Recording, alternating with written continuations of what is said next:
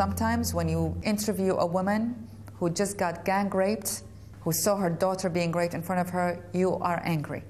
You're very, very angry. And sometimes when that's like, gosh, I wish I have a gun and just kill these killers and rapists. But you also know that this is not the way to do it, that this can never be the way to do it, that you always will lose eventually when you do it this way.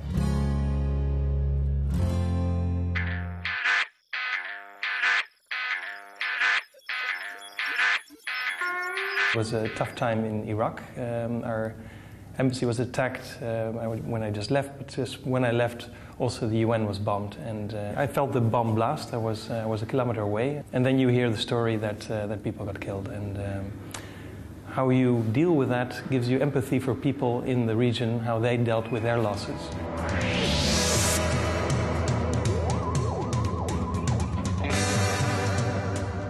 Well, I grew up in the Iran-Iraq war, so that's sort of it's how I learn about the world, is through the eyes of a war, actually.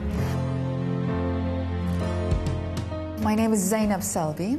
I am the founder of Women for Women International, a group that is focused on seeing war from a backline discussion, from a woman's perspective, and helping women survivors of wars survive and rebuild their lives.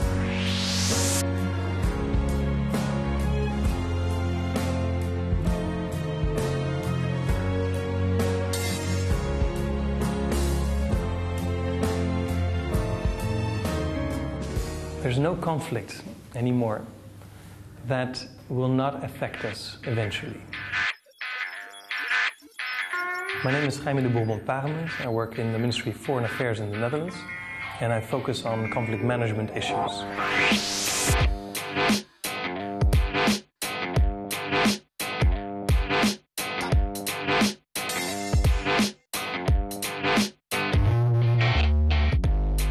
I've been personally motivated actually by my grandfather, who fought in the First World War, the Spanish Civil War.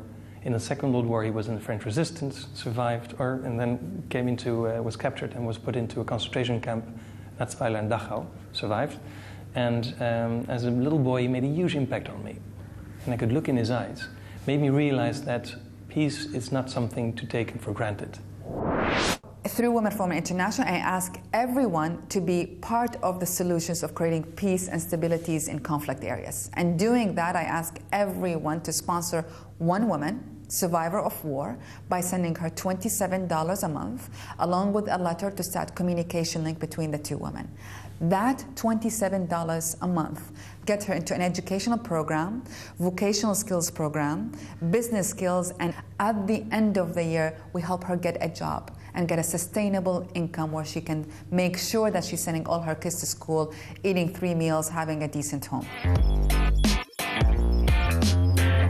Well, what we noticed in the past is that if there's a problem in a certain country, that the Ministry of Defense would organize their strategy for a country. The Ministry of Foreign Affairs, my ministry, would focus on diplomacy, and the Ministry of Development or Cooperation would develop their own strategy.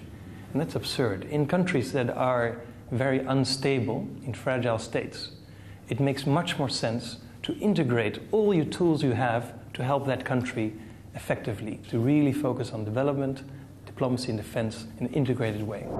Why would women support religious fundamentalism?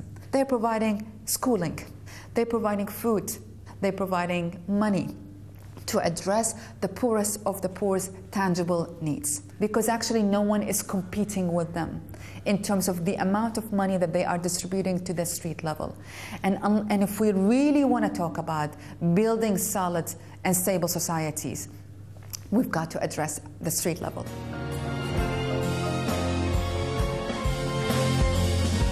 Often you get violence if there is no other means to express yourself. Parliament, it's a big battle.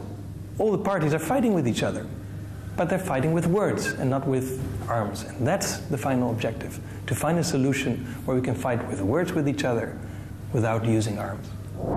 I have more than 250,000 women from all over the world as part of Women for Women International. A Nigerian woman sponsoring an Afghan woman, an American woman sponsoring a Rwandese woman, a German woman sponsoring an Iraqi or a Congolese woman.